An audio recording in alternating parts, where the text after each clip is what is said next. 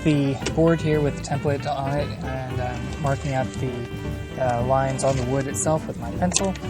I'll then use my trusty jigsaw here to cut it out, and we'll be good for the next step.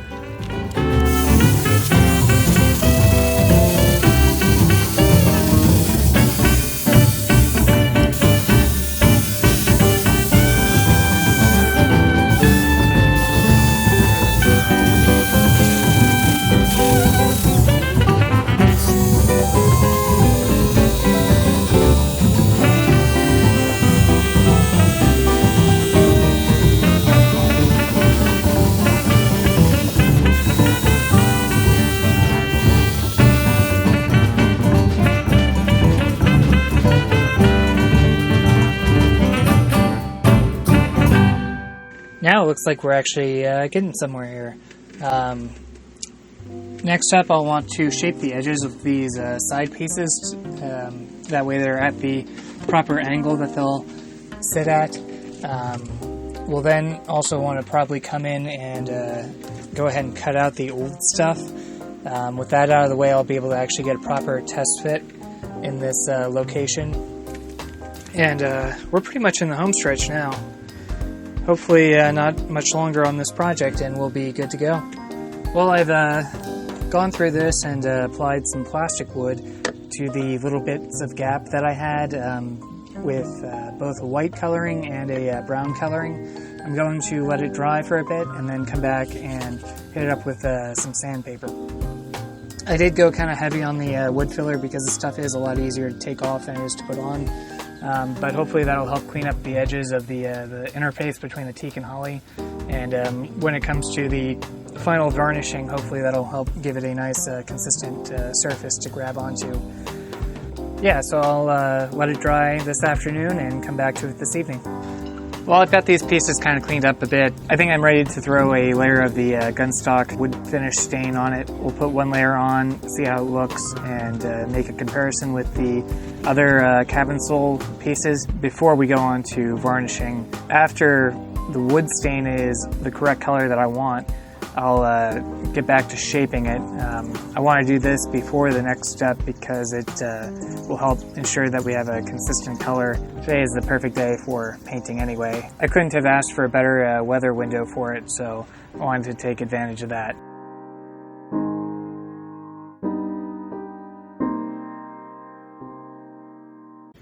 Alright, I've got the stain on and drying.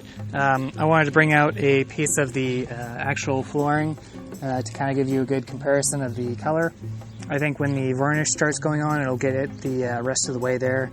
But before we do that, I'll finish shaping it, give it another light sanding, and then we can start worrying about the varnish. But overall, we're getting very close to the end here, and I look forward to the next step.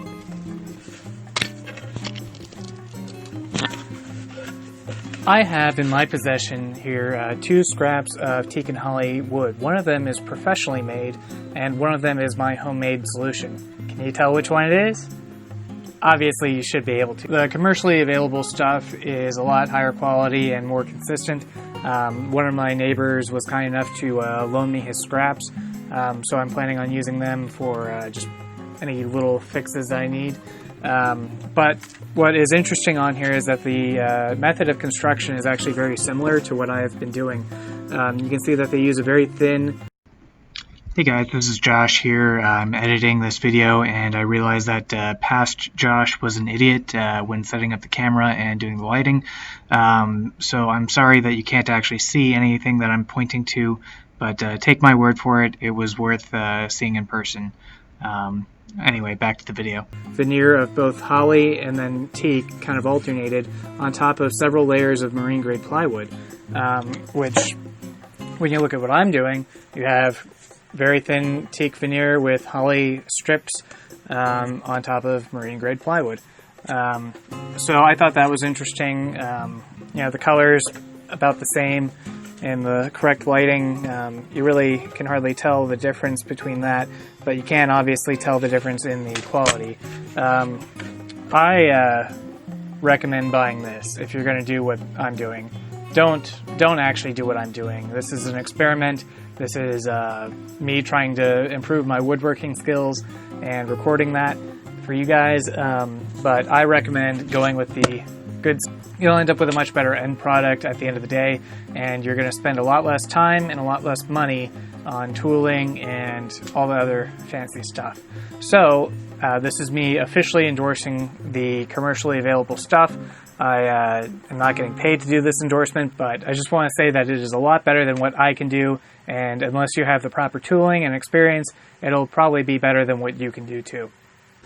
So I pulled out all the rotted teak flooring and revealed the subflooring, which has a large section of fiberglass glassing it in, and it's actually pretty solid. So what that means is that I really need to make these a whole heck of a lot thinner. If I can get them down to the thickness of the top sheet, I'll be able to actually just go ahead and use that instead of the full half-inch sheet that I had cut out. I had planned on cutting out the old subflooring, but honestly, looking at that much fiberglass to cut through makes me really not want to do it. So I'm going to be super duper careful and delaminate these pieces of plywood, and hopefully I'll be able to get that top one off without doing any damage to the top part. And once that is done, I'll come back and refit it into this space here. The side pieces don't need to be cut down that thin, but I might just keep them as is. Yeah, I should have done this sooner because I would have totally approached this project differently had I known that the subflooring was actually still intact. But c'est la vie. So as you can probably see, we've got the board shaped out. I need to do a little bit of fine-tuning to the fit, especially on these side pieces here. And in the next step, we will begin sealing the wood with epoxy, and I'll make some filler for that. And also I will coat them in varnish so that they actually match the color of the existing wood. But overall, I think we're almost there.